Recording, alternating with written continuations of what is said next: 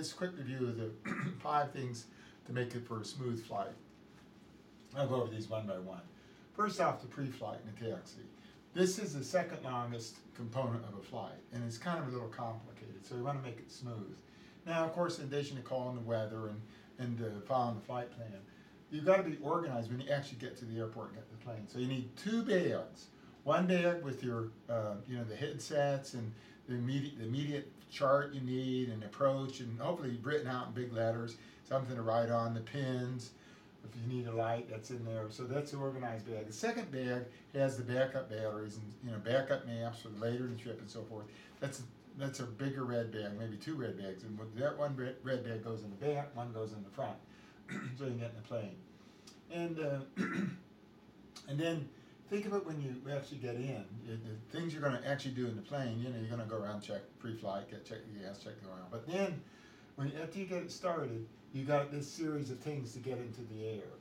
You got to listen to ATIS, so maybe right away tune it in on. Since the Garmin takes a while, tune it in on the radio too. But you can turn it off after that, so it's not running. But then finally, as you listen to ATIS, then you know what the Foxtrot or whatever it is. Write that down, and then you go ahead and get your clearance, and that'll be craft, which is your clear, the route, altitude, squawk. The frequency is F, and T is frequency is departure frequency, and squawk whatever the transponder code is. So you get the clearance, read that back. Then you go right to ground, which is 121.9, I believe, and you tell them you're ready to taxi. They might tell you even to contact tower for taxi clearance. But anyway, you go to ground, ready to taxi in Atlantic East, and then you taxi out. You do the run up when you get to the do the run up, go through the checklist and so forth again. Finally, you get the run up done, and you're up there ready to go, and you call tower, ready to take off.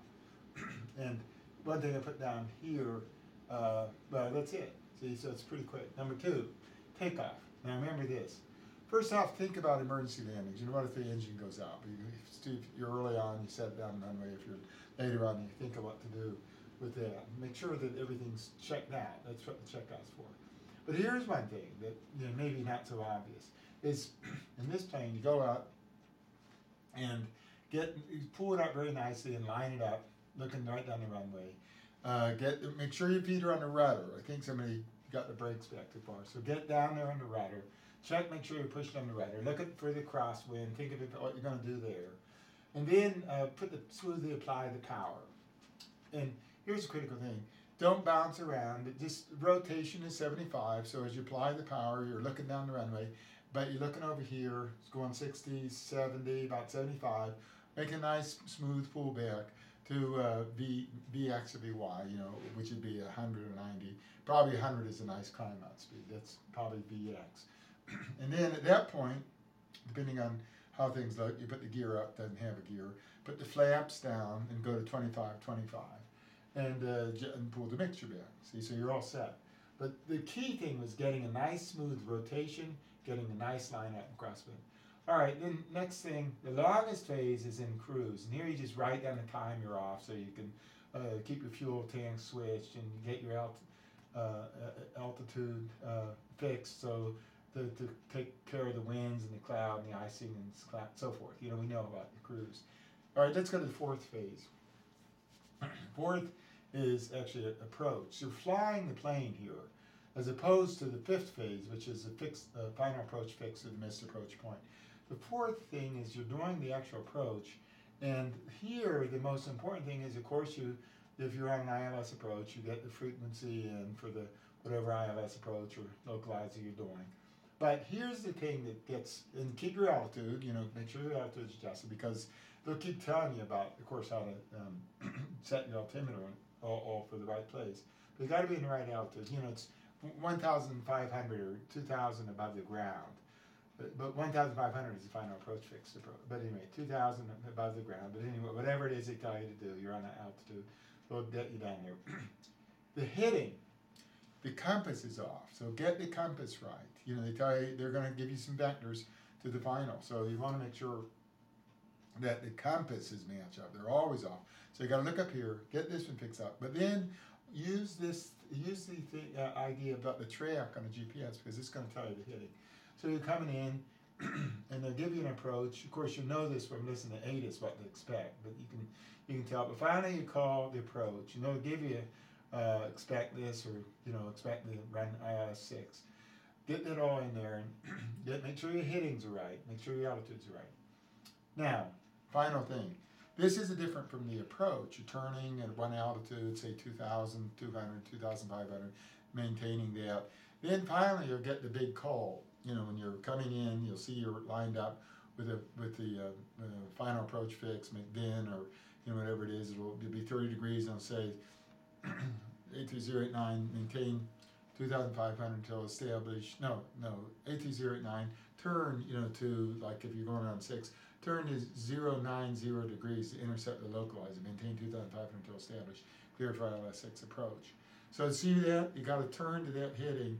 And now you're set. You're at 30 degrees, and they'll tell you how far you are from McDinn, 3 miles from McDinn. So you're coming in, you're kind of at a 30-degree angle, and by then, now you can start worrying about the localizer glide slope. At that point, you'll see the localizer. You'll be over, if you're coming in from this angle, you'll see the localizer. Sure enough, it'll be over there, and you'll be below the glide slope because you'll be too far out. So you should see it something out here like that, but as you come in, that'll be coming in, that'll be coming down.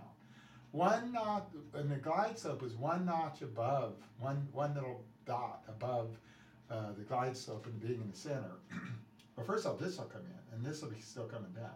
Now, when this comes one dot above, you're basically at the final approach fix. Here, you begin a descent. This is very important to get a nice, smooth descent. You go through your LC gump, but the main thing about the descent is airspeed and power. So now you're going to descend. So of course you're going to go up there, LC, put your carburetor on, but you pull your power back to about 15 or whatever it is, and make sure you're at 100. Here you are coming in. Got to be descending at 500 down, but you get 100. Put your flaps down, probably 2 notches. Gear down if you have that. That's what you do a little before before when you're just almost on the glide slope, about ready to intercept it. And the critical thing is, notice the final approach fix to the missed approach point, the runway, is a distance of almost 5 miles, give or take a mile. About 3 minutes, give or take a few seconds. 500 feet per minute down will deliver you right to the end of the runway. You want to be delivered there at a 500 foot per minute controlled descent at 90, going to 80, and then so that's the descent phase. At the same time, your localizer, make sure you control it with your hitting. Make sure your rudders are nice and free because the plane is tricky getting up there on the brake. And make sure that your compass is set. So again, just like up here, go back to the compass, set it. Just make sure it's absolutely right with the one up here. And don't forget about the possibility of using track on the GPS. So that's it.